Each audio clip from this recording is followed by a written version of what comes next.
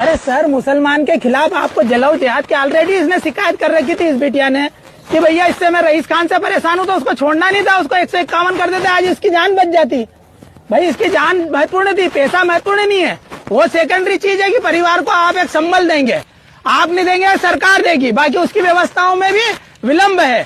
ये हमारे लिए बड़ा शर्म की बात है कि मुस्लिम जिहादियों के द्वारा हमारी बहन बेटियों का शारीरिक शोषण भी हो रहा है और उनको मार के काट के गला रेत के फेंक रहे। और आज हम यहाँ पर बैठे हुए आपके समक्ष, आपका उच्च अधिकारी कोई नहीं है यहाँ पर, कम से कम कलेक्टर साहब को मौजूद रहना चाहिए था। जय सिया राम, हरिओम।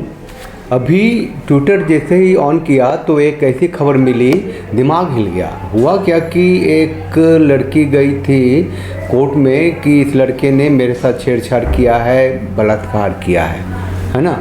तो उसको जेल सज़ा हो गई। वो था मुसलमान, लड़की थी हिंदू। 1 साल के बाद उस मुसलमान लड़के को बेल मिल गया, जबकि वो तो दुष्कर्म का भी मसला था। उस लड़की ने तो ये भी कहा था कि भैया इसने मुझे मेरे साथ ज़बरदस्ती की है। उस लड़के को बेल मिल गया, वहाँ से वो छूटा। और उस लड़की को जो उसके विरोध में कोर्ट में गई थी,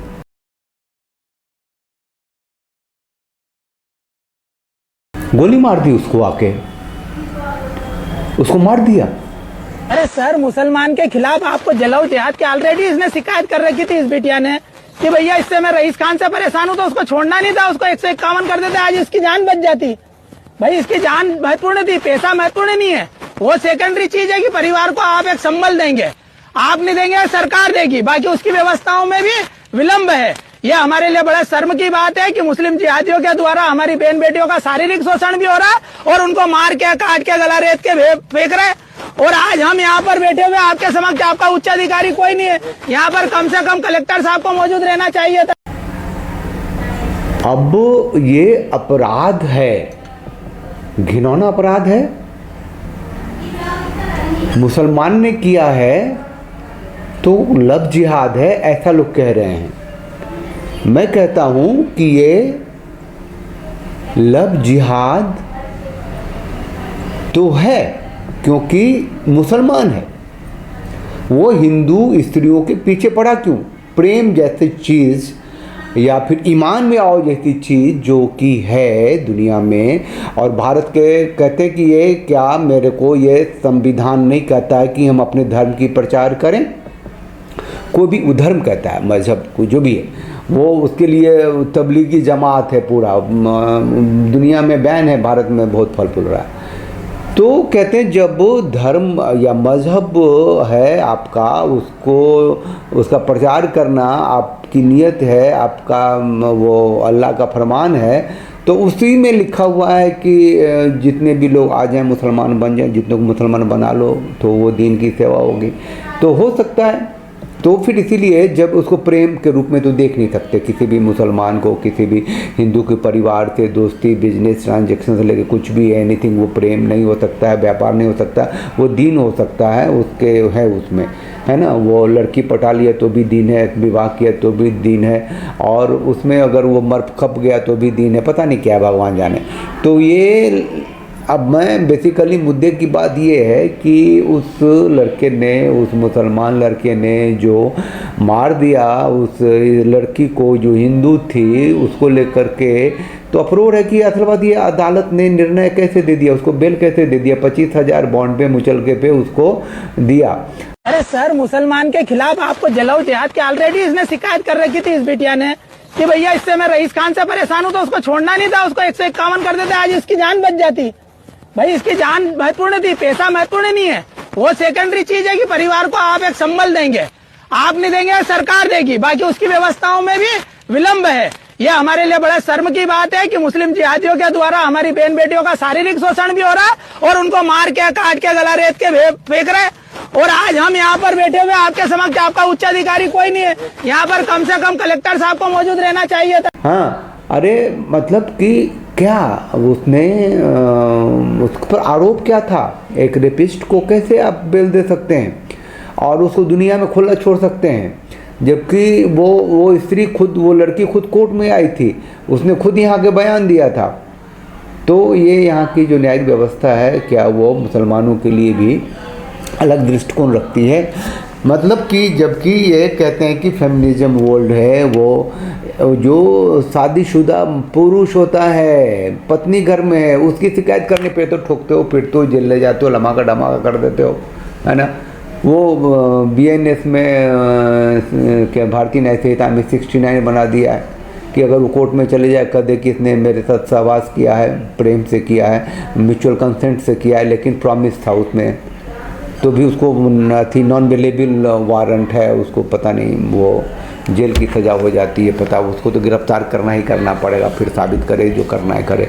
तो ऐसे में ये जो मुसलमान था मियाँ, उसको कैसे बेल दे दिया जज साहब ने, और आया और बाहर मार के चला गया। जब मार दिया तो फिर तो उसकी दोबारा से गिरफ्तारी हुई, इसमें कोई शक थोड़ी है, गिरफ्तारी होनी थी, होगी, क्योंकि अभी बेल से छूट के आया था, सब कुछ तो था ही वहाँ। तो क्या जज साहब को ने बेल क्यों दिया भाई?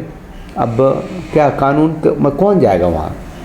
जज साहब, कंटेम्प्ट ऑफ कोर्ट होता है जब उनकी बात आप नहीं मानेंगे, लेकिन जब वो कानून की बात नहीं मानते हैं, कई बार नहीं मानते हैं, हज़ारों तरीके से नहीं मानते हैं। 2 जज साहब हैं, एक मुकदमा है, दोनों का ज़मीन आसमान का फ़र्क होता है, स्प्लिट जजमेंट हो जाता है। कई बार हुआ है स्प्लिट जजमेंट। अरे भैया, कानून वही है, मुद्दा वही है, तो कानून के हिसाब से जब जजमेंट होता है तो फिर 2 जज साहब का मत अलग अलग कैसे हो जाता है भाई? इसका मतलब कि जज जो है तुम्हारे एक व्यक्तिगत ऑब्जर्वेशन पे भी डिपेंड करता है। फिर मतलब अपने दिमाग से तुम क्या देखते हो, कानून को कैसे एनालाइज करते हो, ये भी दिखता है। बहुत खतरा है, मैं कहता हूँ, बहुत बहुत खतरा है। और सीधी सी बात ये है कि जो एक नैरेटिव बिल्ड होना चाहिए वो हुआ नहीं है।